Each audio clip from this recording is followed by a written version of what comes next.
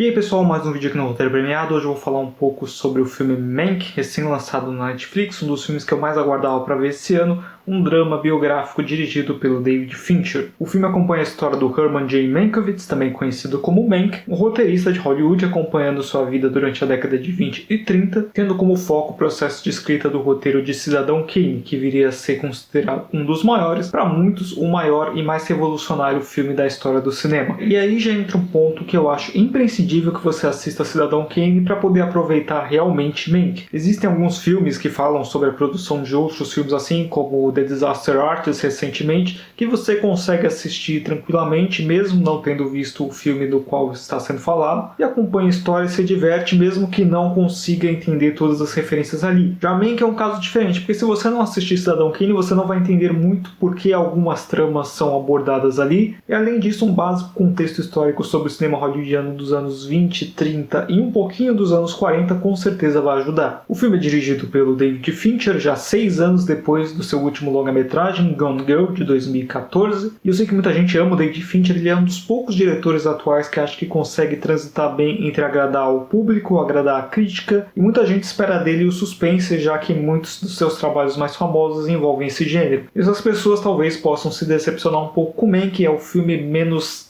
acessível, entre aspas, dele, pelos motivos que eu já falei, de contexto histórico e tudo mais. Aqui ele dirige com um roteiro escrito nos anos 90 por seu pai Jack Fincher, roteiro esse que era para ser filmado no final dos anos 90, mas por questões de distribuição e financiamento não aconteceu, e acabou que o pai do Fincher morreu em 2003 sem esse roteiro ter sido produzido. O David Fincher pega o roteiro, faz algumas adaptações para filmar atualmente, mas no fim das contas, dos créditos, o único que está lá é o Jack Fincher como roteirista. E apesar de algumas coisas que acontecem ali que são umas inconsistências históricas, você percebe realmente que o pai do Fincher teve um trabalho muito dedicado de estudo sobre aquela época, de estudo sobre o Herman J. Mankiewicz. E nisso você acaba tendo um filme que é um olhar muito certeiro sobre o sistema de produção e o clima dentro da Hollywood dos anos 30. É um prato cheio para os amantes do cinema clássico hollywoodiano, ele vai passando por vários sets, você tem discussões sobre os filmes da Paramount, sobre os filmes da Universal naquela época. Para quem gosta do cinema americano daquelas décadas, tem muito a se observar, muita coisa interessante para você ver. O filme tem um presente, que é quando o Herman está escrevendo o roteiro de Cidadão Kane. Nisso vai passando por vários flashbacks que são colocados em transições como se fossem cenas de um roteiro, e o espectador vai acompanhando através da visão e da história do Mankiewicz vários pontos relevantes do cinema hollywoodiano, o estúdio lidando com os funcionários, os salários durante a crise de 29, passa-se por uma eleição para governador da Califórnia que foi muito importante dentro da indústria, e a partir desses fatos você vai entendendo muitos dos pontos que inspiraram algumas das coisas que o Mank colocou em Cidadão Kane. E nisso você tem como figura central ali o Gary Oldman interpretando o Mank em uma atuação muito boa. Não acho que é das melhores da carreira dele, mas ele carrega muito bem a história, embora tenha um ponto de que o filme pode ser considerado um pouco frio emocionalmente. Eu senti que houve um certo subaproveitamento da relação entre alguns personagens que poderia gerar histórias muito mais interessantes. Embora seja complicado porque o filme já sofre com um problema de ritmo, eu acho que os primeiros 20 minutos por ali são muito bons, depois ele dá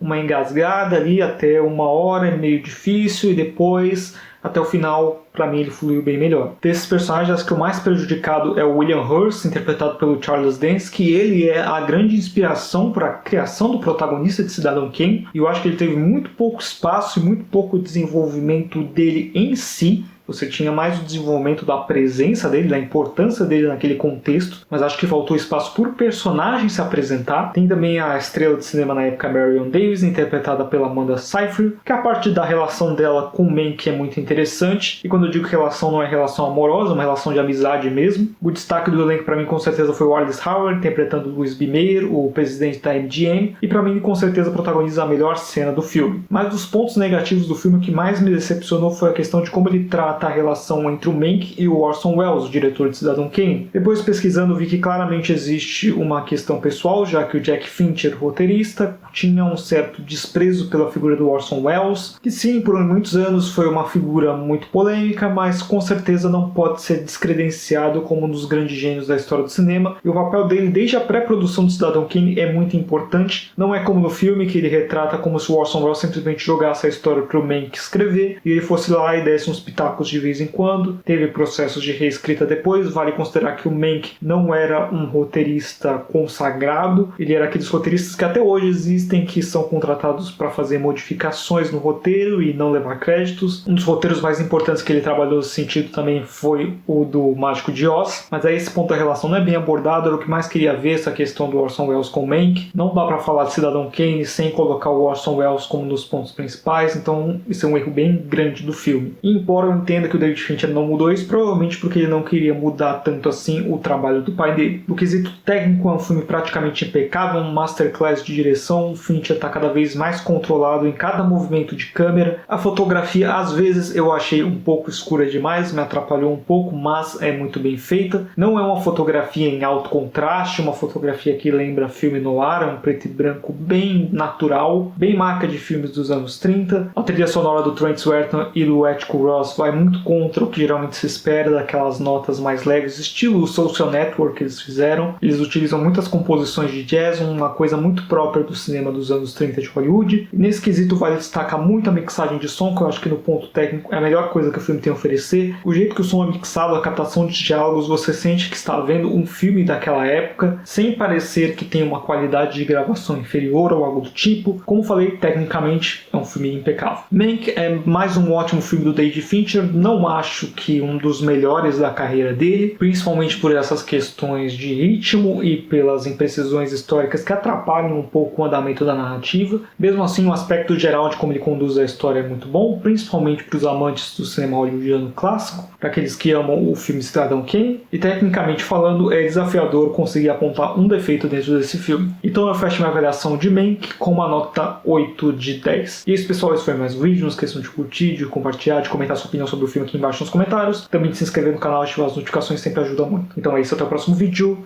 Tchau!